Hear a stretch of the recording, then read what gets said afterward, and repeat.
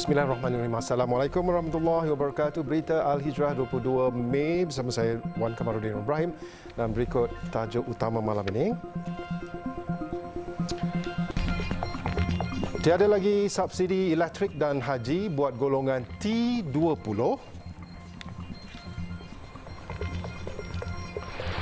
Juga peruntukan 4.1 juta ringgit baik pulih bangunan terjejas akibat ribut.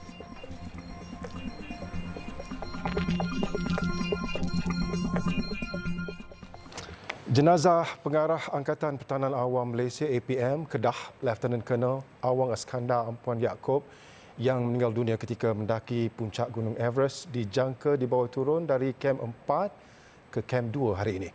Menteri di Jabatan Perdana Menteri Hal Ehwal Sabah, Sarawak dan Tugas-Tugas Khas, Dato' Armizan Muhammad Ali berkata pihaknya dimaklumkan jenazah Awang Iskandar kemudian akan dipindahkan dari Kem 2 ke Kathmandu esok jika cuaca mengizinkan.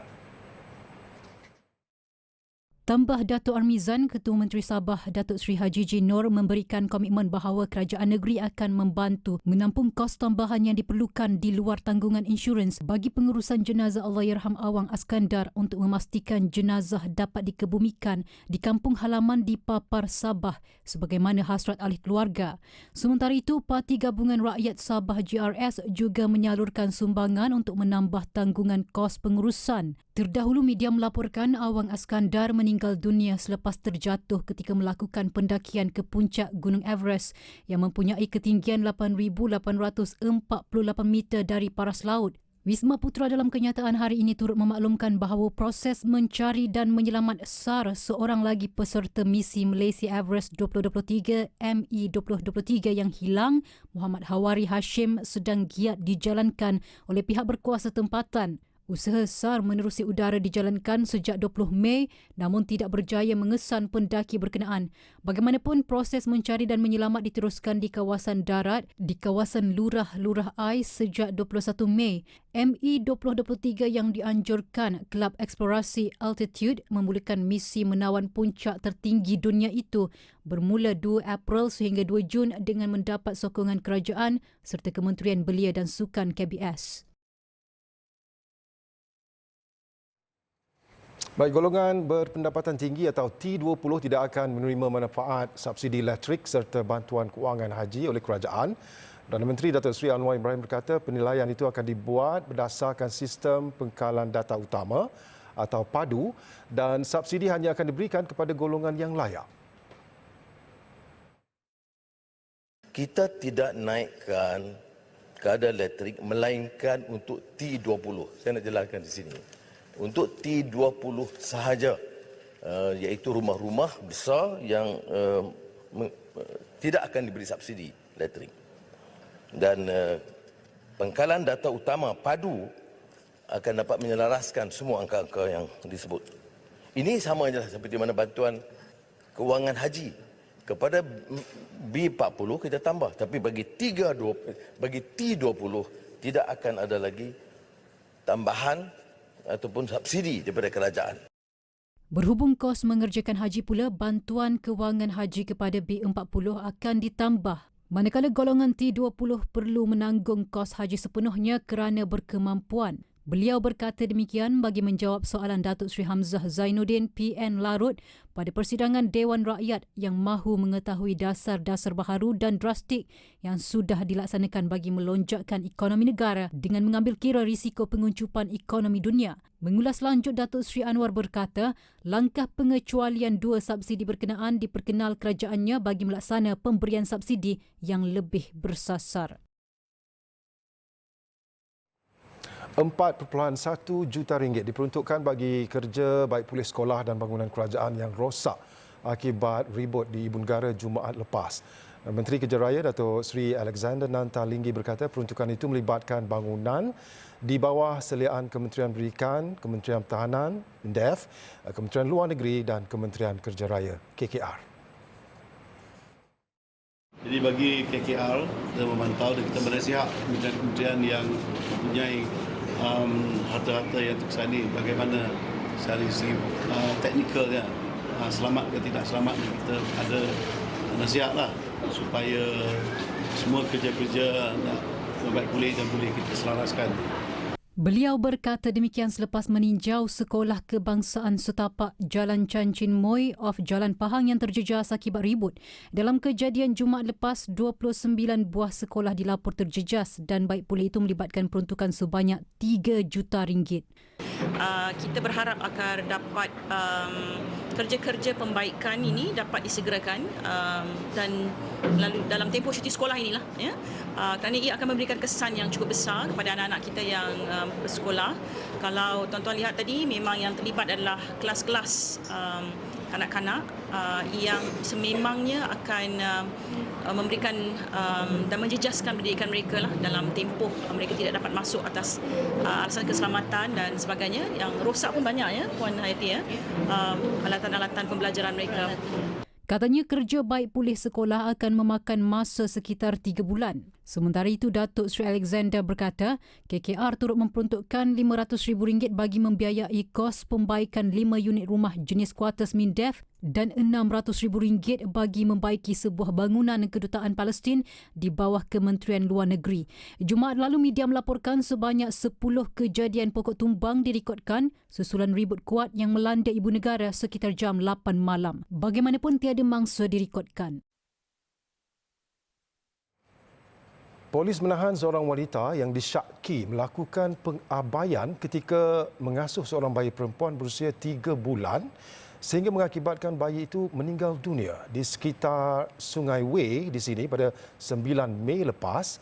Dan Ketua Polis Daerah Petaling Jaya ACP Muhammad Fakhruddin Abdul Hamid berkata, wanita berumur 31 tahun itu ditahan di kediamannya di Petaling Jaya pada 5.30 petang selepas polis menerima laporan daripada bapa bayi itu pukul 3.56 petang pada hari kejadian. Dan siasatan diteruskan bagi mengetahui punca kematian bayi berkenaan, manakala suspek dibebaskan dengan jaminan polis selepas selesai diambil keterangan. Beliau berkata kes disiasat di bawah Seksyen 31-1-A Akta Kanak-Kanak 2001.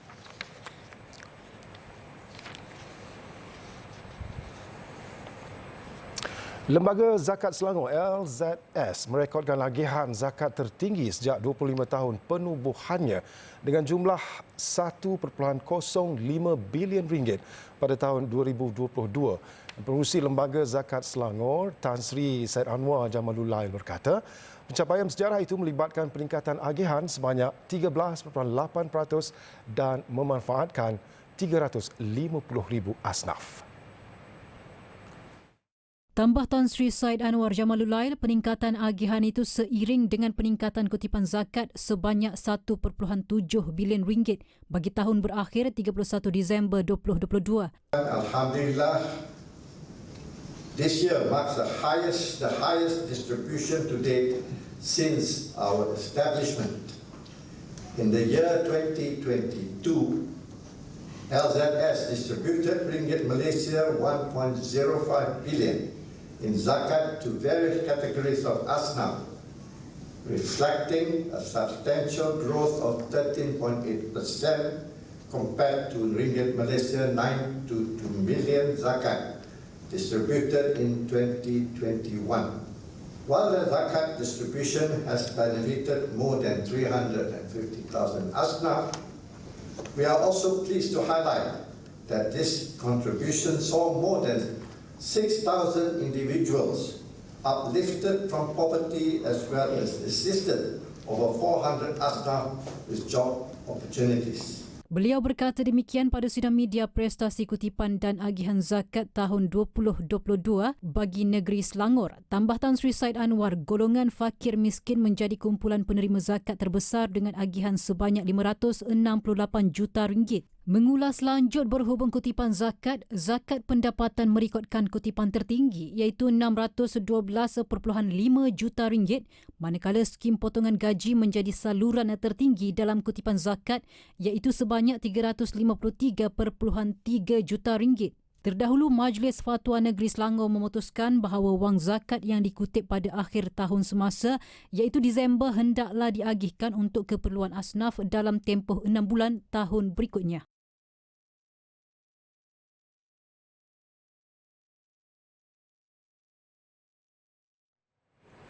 Kementerian Dalam Negeri KDN tidak akan membenarkan sama sekali naskah Al-Quran diterbitkan dalam tulisan Rumi. Timbalan Menteri Dalam Negeri Datuk Seri Dr. Syamsul Anwar Nasrah berkata, pendirian itu selaras peruntukan undang-undang di bawah Akta Pencetakan Teks Al-Quran 1986 kurungan Akta 326. Berkaitan dengan Al-Quran tulisan Rumi. Al-Quran berbentuk tulisan Rumi ini atau bentuk tulisan lain selain daripada bahasa Arab, akta ini tidak membenarkannya. Kerana Al-Quran mestilah menggunakan teks asal iaitu Al-Quran dalam bahasa Arab saja di negara ini. Ini jelas yang kita tekankan. Kementerian Dalam Negeri juga merujuk keputusan muzakarah Jawatankuasa Fatwa Majlis Kebangsaan bagi Hal Ehwal Islam kali yang ke-24 yang bersidang pada 5 dan 6 Jun 1989 bahawa adalah haram ditulis atau digunakan mana-mana bahagian daripada Al-Quran dengan tulisan yang bukan huruf Arab atau bukan sistem tulisan Al-Quran. Ini sangat tegas dan diberi perhatian yang sangat tinggi oleh kementerian. Timbalan Speaker Dewan Rakyat Datuk Ramli Muhammad Noor yang memperusikan mesyuarat kemudian maklumkan pindaan RUU Akta 326 itu diluluskan sebulat suara ahli parlimen hari ini selepas dibentang bagi bacaan kali ketiga di Dewan Rakyat. Terdahulu RUU itu dibentangkan antara lain untuk menaikkan penalti serta hukuman penjara bagi kesalahan mencetak atau menerbitkan teks Al-Quran yang tidak diperakui Lembaga Pengawalan dan Pelesenan Pencetakan Al-Quran LPPPQ.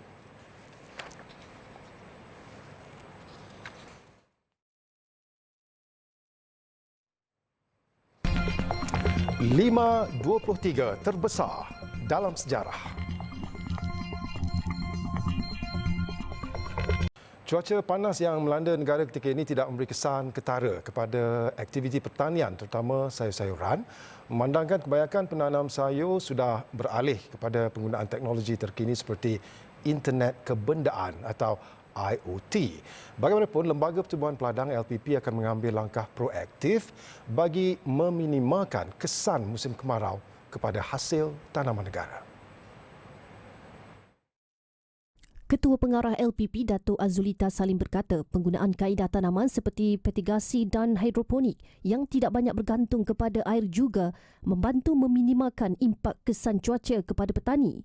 Sekarang ini kalau di peringkat negeri Kelantan sendiri sememangnya kebanyakannya menggunakan kaedah petigasi ataupun dipanggil hidroponik pun ada di bawah usahawan-usahawan peladang lah. Begitu juga di Pertubuhan Peladang Kawasan. Kalau di Malaysia lah, di seluruh Malaysia, peladang-peladang juga kebanyakannya adalah peladang-peladang muda yang menggunakan teknologi. Jadi pengurangan air ini kita dapat tampung dengan dengan tube well, ya, kita dapatkan daripada sumber air bawah tanah. Walau bagaimanapun, Datuk Azulita mengakui terdapat pesawah padi yang terjejas dan pihaknya sedang mengenal pasti langkah untuk mengatasi masalah ini, antaranya membuat penjadualan musim tanaman padi mengikut keadaan cuaca semasa. Persediaan lain turut dibuat dengan mencari alternatif sumber air termasuk telaga tiup dan pengagihan pam air.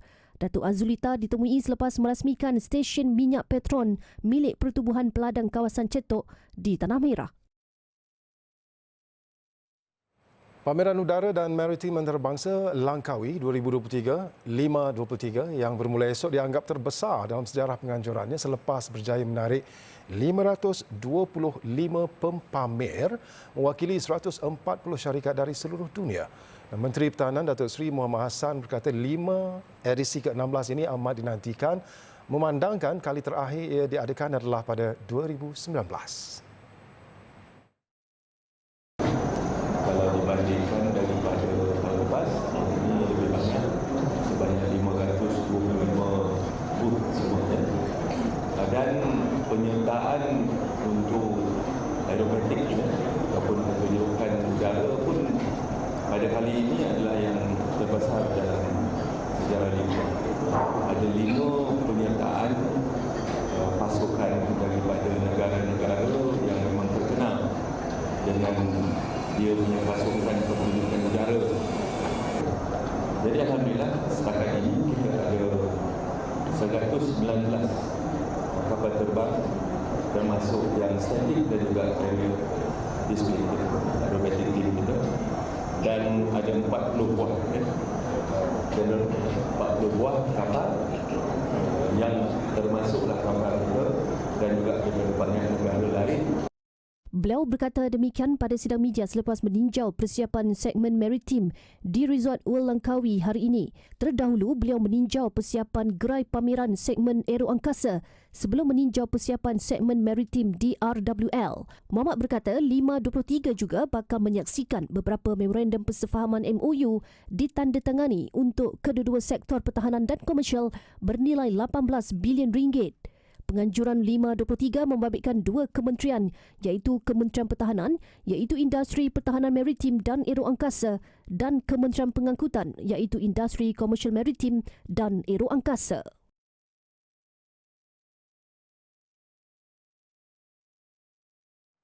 Badan Bukan Kerajaan NGO Islam diseru berganding bahu bagi membantu Yayasan Dakwah Islamiah Malaysia YADIM mengekang elemen ekstremis agama termasuk di media sosial. Dan penjelasan tentang ajaran sebenar perlu dilaksanakan NGO terbabit bagi mengelak sangkaan tidak baik terhadap Islam dalam kalangan masyarakat. Ketua Pegawai Eksekutif Yayasan Dakwah Islamiah Malaysia YADIM Zamri Zainal Abidin berkata, maklumat tepat perlu diberikan kepada masyarakat. Jelas beliau, fahaman ekstremis agama sama ada mengurang atau menambah-nambahkan ajaran Islam perlu ditolak. Sedangkan Nabi sallallahu alaihi wasallam dah berpesan bahawasanya orang yang sengaja menokok tambah memayahkan urusan agama ini akan kalah dengan tindakan mereka itu sendiri. Maka sebab itu kita mahu anggota NGO ini yang bergerak seiring dengan YADIM ini sentiasa wasatiyah dalam hal ehwal agama, boleh menerima perbezaan pendapat dan boleh bertolak ansur dalam perkara-perkara yang tidak dipersetujui pada asasnya, tapi boleh bertolak ansur dan bekerjasama pula dalam perkara-perkara yang memang dipersetujui bersama. Tambahnya, NGO Islam sebagai pendakwah juga perlu berfungsi sebagai pendamai dan penenang dalam masyarakat. Beliau ditemui TV Al-Hijrah selepas merasmikan Hari Terbuka NGO Islam di Terengganu Equestrian Resort, Kuala Terengganu. Seramai 200 aktivis daripada 60 NGO Islam di seluruh Terengganu hadir memeriahkan program anjuran YADIM terbabit. Pihak YADIM turut menyeru Pertubuhan Badan Bukan Kerajaan NGO Islam seluruh negara untuk berdaftar dengan mereka. Dan Ketua Pegawai Eksekutifnya Zamri Zainal Abidin berkata ia bagi membolehkan penglibatan secara langsung NGO Islam dalam program anjuran YADIM sekaligus memudahkan usaha dakwah di setiap negeri. Oleh itu saya juga menyeru kepada semua NGO Islam di seluruh negara supaya berdaftar dengan YADIM untuk kita mempunyai satu database. Apabila kita ingin melaksanakan sesuatu program, maka mereka ini akan sentiasa dijemput. Jadi kita tidak perlu tercari-cari, teraba-raba apabila ingin melakukan sesuatu program. Sayangnya kita tak ada database tentang NGO-NGO yang terlibat. Setakat ini katanya hanya 160 NGO berdaftar dengan agensi itu dan berharap lebih ramai NGO tampil untuk berdaftar dengan YADIM. Beliau berkata demikian ketika mengadakan pertemuan bersama 27 NGO Islam Johor di Opero Hotel Johor Bahru.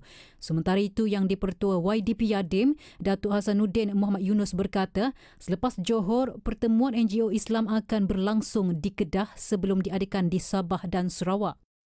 Saya percaya untuk pusingan pertama di bawah kepimpinan kami berdua, CEO baru Yang di-Pertua baru, kami nak menyusun supaya setiap NGO yang melibatkan diri dalam dakwah, dalam kebajikan Islam dan sebagainya merasakan bahawa YADIM ini seolah-olah milik mereka, walaupun kami di bawah Yang Amat Perdana Menteri, tapi kami nak perasaan itu ada pada mereka supaya kita dapat meluncurkan lagi kerja-kerja dakwah lebih laju lagi. YADIM juga sedang dalam persiapan bagi penganjuran Bulan Dakwah Negara sempena sambutan ulang tahun YADIM ke-50. Baik, masih mengenai YADIM, kali ini pencarian bakat untuk digelar Dai Muda YADIM 2023. Jadi anda telah bersedia untuk merasai cabaran sebenar dunia dakwah dan anda telah bersedia untuk melestarikan gerakan dakwah dalam dunia yang penuh mencabar ini. Jika ya, hantar penyertaan anda ke email my@yadib.com.my atau hubungi nombor-nombor yang tertera sekarang. Akademi Dai Muda Yadib melestari gerakan dakwah.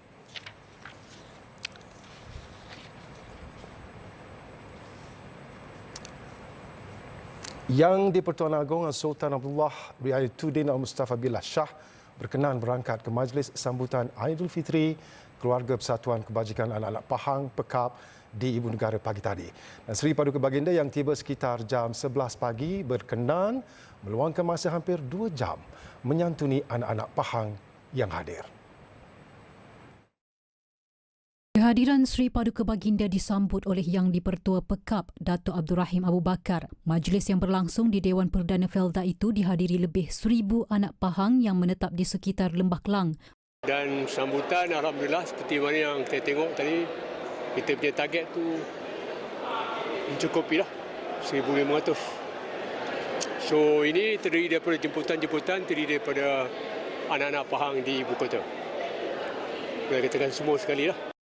Pekap yang kini sudah berusia lebih 50 tahun merupakan sebuah persatuan yang ditubuhkan khas bagi menjaga kebajikan warga Pahang yang bermastautin di Kuala Lumpur. Persatuan itu turut dijadikan medium untuk mengeratkan silaturahim sesama mereka.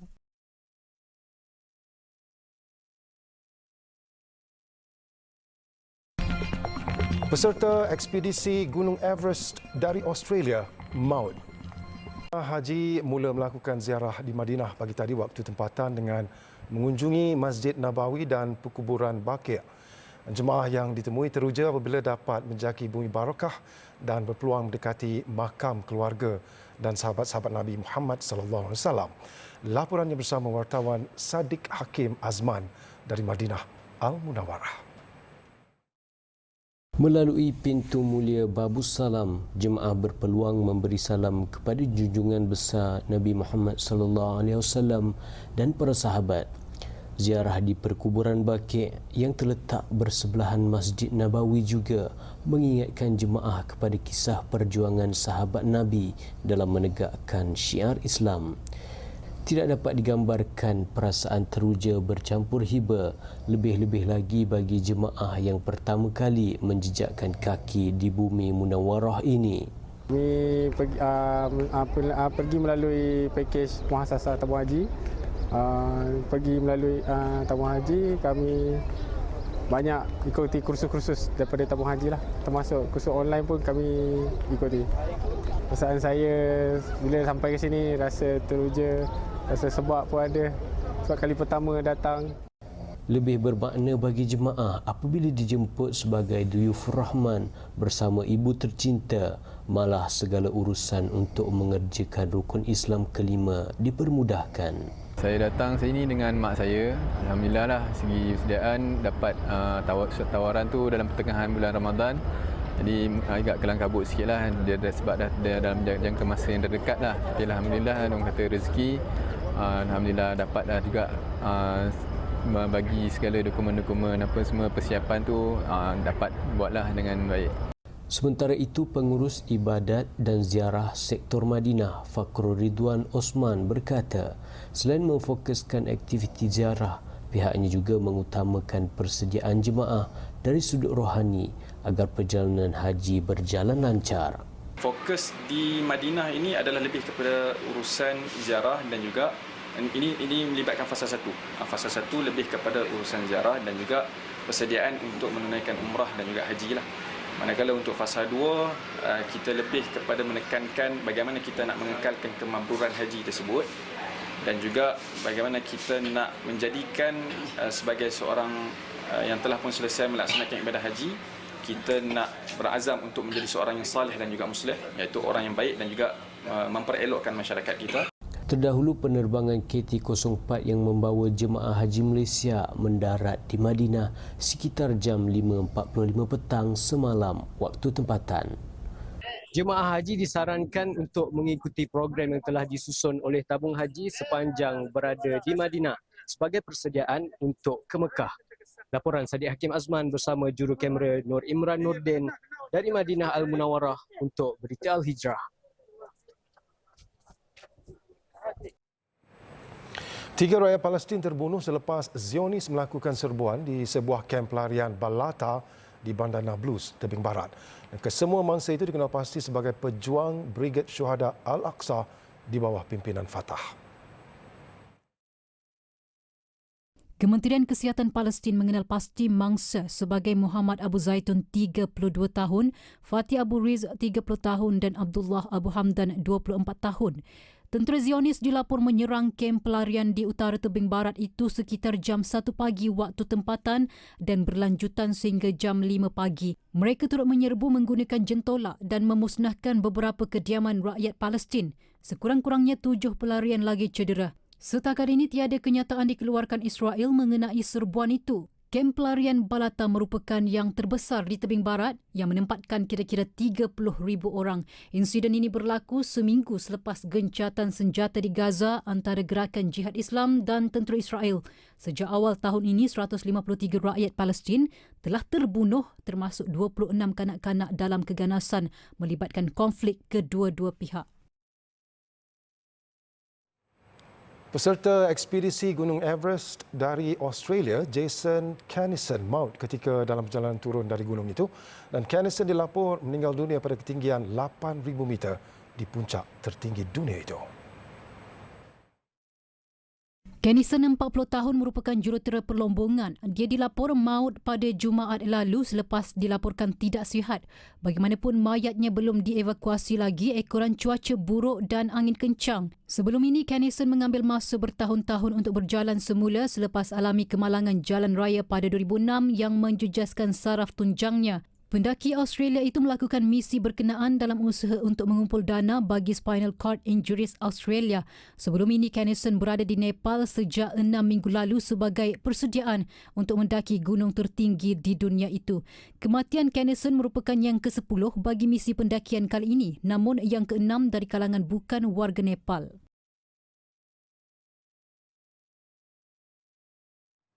Sekian untuk malam ini. Banyak lagi kandungan Berita Al-Hijrah menerusi platform media sosial seperti Facebook, Twitter, YouTube, Instagram dan TikTok.